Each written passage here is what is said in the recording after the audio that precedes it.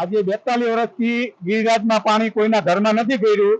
આજે મારું કહેવાનું નગરપાલિકાના પ્રમુખ ઓર ચીફ ઓફિસર આ બધાના અરજી આપવા છતાં મારું કહેવાનું અત્યાર સુધી બધા ઊંઘેલા હતા. અત્યારે ઉઠ્યા, હવે ઘરમાં પાણી ગરી ગયા પછી પાણીના રસ્તા કરવા નીકળ્યા તો ઘરી ગયા નુકસાની થઈ એનું શું? અત્યારે ગિરિરાજનગરની પોઝિશન શું છે? અત્યારે ઘરમાં 25 ઘરમાં પાણી છે અંદર.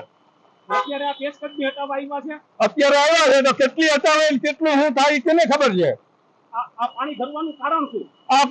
આ પેશકદમી કરી, પુલ બાંધી દીધા, રસ્તા રોકી દીધા પાણીના. એટલે આજ રોજ બપોરે 2 થી 6 ના ગાળામાં અંદાજે 7 ઇંચ વરસાદ માણાવદરમાં નોંધાતા અત્રેની ગિરિરાજ સોસાયટીમાં પાણી ભરાવાની ફરિયાદ અમે ઓફિસમાં હતા ત્યારે મળેલ. એટલે અમે તાબડતોબ ઘટના સ્થળે પહોંચીને નિરીક્ષણ કરતા પાણીના જે નિકાસ છે એ નિકાસની ઉપર જે અમુક લોકોએ દબાણ કરેલું છે એ તાત્કાલિક દૂર કરાવીને પાણીના વહેણને ખુલ્લું કરાવીને પાણીની નિકાસ શરૂ કરવામાં આવી છે. અને ગિરિરાજનગરમાંથી ધીરે ધીરે હવે પાણી ઓસરી રહ્યા છે અને પાણીનો જે પ્રવાહ છે, વરસાદે અત્યારે ઓછો થઈ ગયો છે. એટલે 2 થી 6 માં મૂળ તો 7 ઇંચ જેટલો વરસાદ પડ્યો, એને હિસાબે ગિરિરાજનગરમાં પાણીના વહેણની ઉપર જે દબાણો હતા એના હિસાબે પાણી ભરાયેલ હતું.